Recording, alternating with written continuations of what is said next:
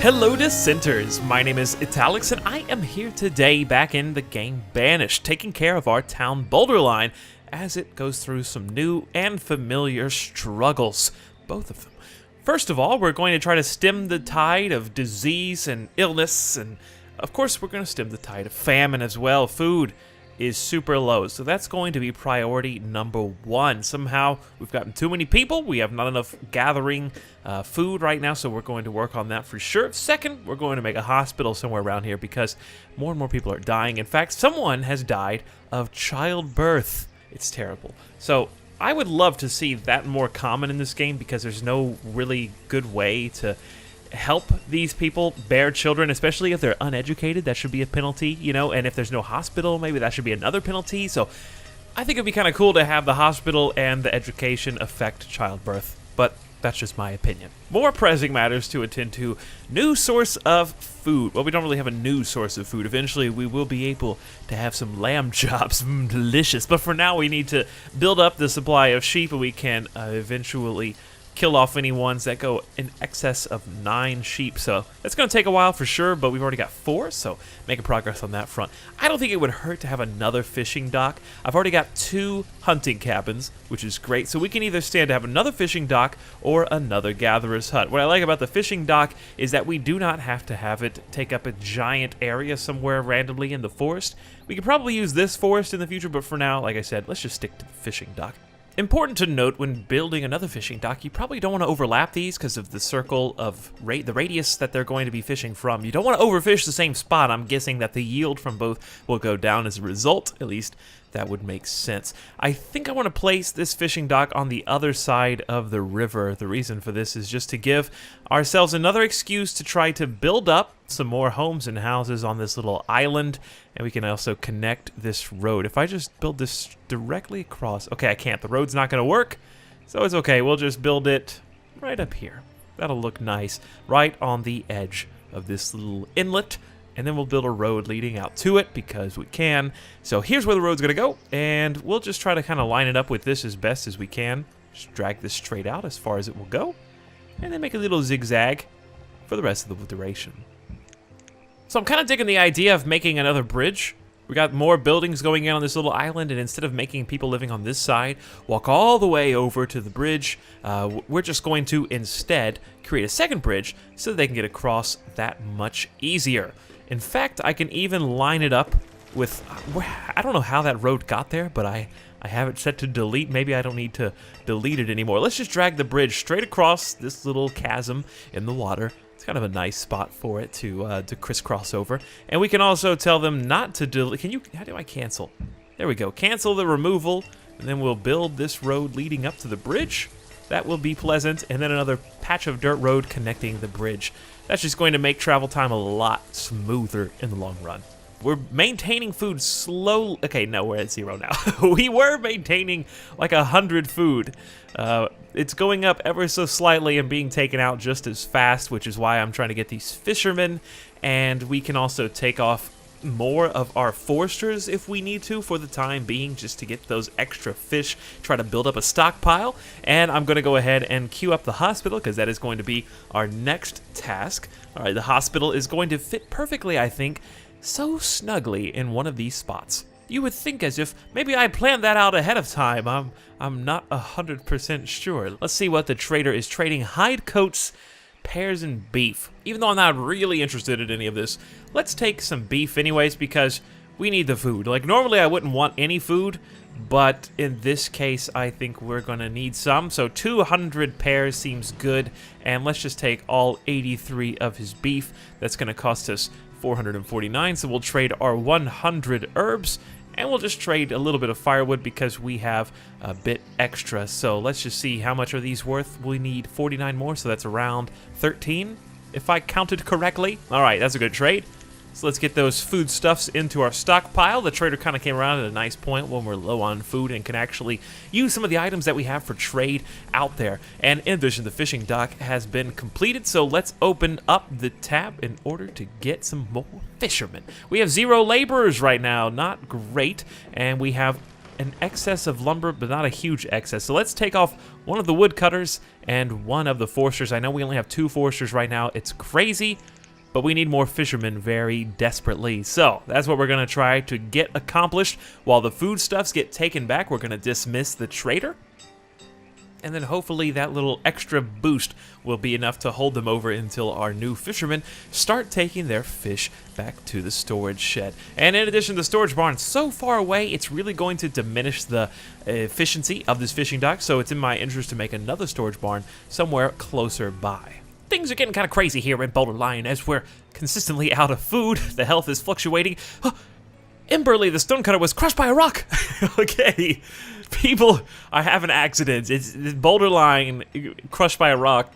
The irony is not lost on me. Now you'll notice that the wooden bridge is taking ages to be completed, and the reason for that is because we've only got one builder, and I don't know. He's visiting the herbalist. What? Is that what you do in your time off, buddy? It's the middle of the day. Actually, there's never nighttime in this game, so I guess it's always the day. He is educated, however, so I will give him credit for that. But what are you going to do? Show me what you are going to build, sir.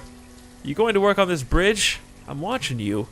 We do have another laborer, so let's assign him to be a builder as well, because we need some people. Look at that! He just hammered on this thing 2 times and then left. What do you call that work? I'm not paying you overtime for that. Nathaniel, if that really is your name.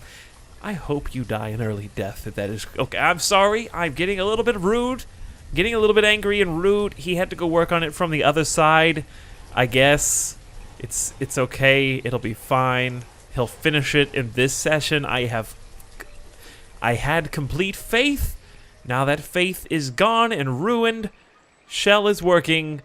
Nathaniel, what are you guys doing? You just switching places now? You can't just talk to each other from across the river? You gotta, like, see from the other person's perspective or something? Alright, Italics, in a little bit of crisis mode here. We're running low on foods and the health is going down and somebody died of starvation. Uh-oh. Uh-oh. Bad things are happening. We're gonna start gathering out in this forest. It seems like a good idea. I can't see anything. Change the camera angle. Enhance. There we go. Alright, let's just build these pretty close by, I guess. I guess I need some homes out here eventually, so let's just make it 2, 1, 2, 3, 4. 4 spaces out and across, and then make a little bit of a road out next to it. There we go. So the gatherer should be starting to be made. And some of the stonecutters died of starvation. And some stonecutters died of starvation. The only good news is more people die, the food will be balanced out because they won't be eating more. I know that's terrible to say. I don't know why this is taking so long to complete production. I guess because we have no stone, but we should have just enough now. No, people are dying of starvation everywhere. This is going to be a huge setback. Oh my goodness. This is terrifying. I don't see what I could do to increase production. We have 6 hunters, 8 fishermen, 4 gatherers. I'm not sure if this storage barn is just way too far away. I don't know. I was planning on making another storage barn down here by this fishing dock, but pressing matters. Trying to get this gatherer's hut to be built is the newest pressing matter. We're going to start collecting more food, hopefully, and preventing too many people from dying. That's terrible. I am a bad mayor, okay? All right, we have the gatherers now. So we need to assign all of the gatherers. 8 gatherers, okay? That's how many it's going to take. Then that's how many it's going to take. I'm scared. In the short term, I'm going to make a storage barn in this little slot. The reason for this, even though it's really close to the market, is in the future, when we make the market, if I don't need this storage here, I can delete it, I can move it, I can do whatever. But for now, we need to start getting this built. We have enough lumber, we don't have enough stone, but we have half of the resources. And this is going to allow the fishing dock and the new gatherer's hut to have a close place to deposit their materials and resources. So that should increase the total amount of food that we have stored so that they don't have to walk all the way over here to this storage barn. At least that is the idea. So hopefully this will be built quickly. In fact, most of the logs are already present here. We've still got 2 builders working on the job and a new stockpile here, which is going to be helpful for our foresters, potentially. That's a much closer walk for them as well. And more people are dying of starvation here in wonderful scenic panic Boulderline. Now, scarily enough, we still have 52 people, so despite all these people dying of starvation, we're still maintaining our population somehow. Because even though there's a food shortage, all of these people are still bearing children. Hey, honey, did you eat today? No, I didn't eat today either. Let's make a baby and have a mouth to feed. When we can't feed ourselves, use birth control. So this trader has arrived just in time to help me with my food shortage problems. He's got a whole bunch of stuff. He's got chestnut seeds, pumpkin seeds, 333 cherries.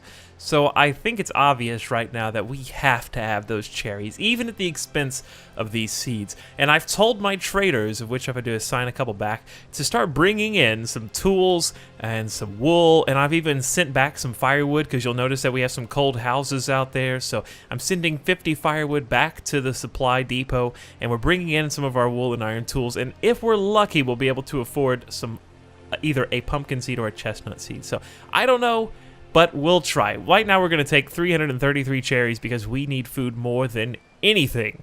And for that, let's trade our herbs. So I think around 80 herbs might be enough. 320, close. I was really close. Let's try 84 herbs. All right, perfect. So let's trade all of that. Now we've got some cherries. Hopefully that will help us just a little bit with the food crisis problem. And let's wait and see what our traders bring and see if we have enough for a seed. I know I'm getting a little bit ahead of myself when people are starving to death and I'm excited about a seed and people are freezing to death. But we're going to try chopping some more firewood. I've got 2 woodcutters now and we need more foresters, but people are scarce. We don't have enough laborers for all this stuff. It's a scary place to be right now. But Italix is trying really hard to steer this ship back to port and make it once again pleasant to live in Boulderline because it's a dangerous, cold, and deathly place right now. You know, just imagining a situation where all these people are huddled in their homes really hungry and they're going, "What's for dinner tonight, honey?" "Oh, you know, a bowl of cherries." That sounds delicious. All right, well, looking at what we've got here, we've got the 50 tools. We're waiting on the wool to be deposited. Herbs are being taken back, but I don't need herbs right now, so let's tell them to stop bringing them in. Let's just set the count at 50. That should make it go a little bit smoother. Hopefully this trader stays here long enough for us to be able to trade. Still waiting on this storage barn to be built. We need, what, 3 more stone? We have 2 stone cutters, which isn't many. Let's take our miner off and add him to the stone cutter tally. And now let's take a look. The wool is here, so let's see how much this is all worth. 50 tools, 50 tools, 250 firewood, 75 hide coats. All right, we have enough for a seed, ladies and gentlemen. Pumpkin or chestnut? I'm thinking chestnut, because to me, these chestnuts are going to be just tastier and maybe more healthy than pumpkins, but we're taking 1 chestnut seed. The storage barn's finally being built. What that means is we're going to have increase of the food supply with the fishing dock and the gatherer hut over here, both being able to reach it much quicker than the other one. Firewood has finally been quenched, so we have 2 woodcutters now that are taking care of that. There are still a few cold people, but there is some stored firewood somewhere. I don't know exactly, probably being placed over here in this stockpile. So it's all taken care of. It is available for them if they want it. We just need some more foresters to start taking advantage of the lumber situation, and I think we're finally starting to even out. We've got 300 food now. That was the great wave of starvation, the great famine of what, 016, 017, somewhere around there. So I think we finally passed the worst of it. Thank goodness. That was scary.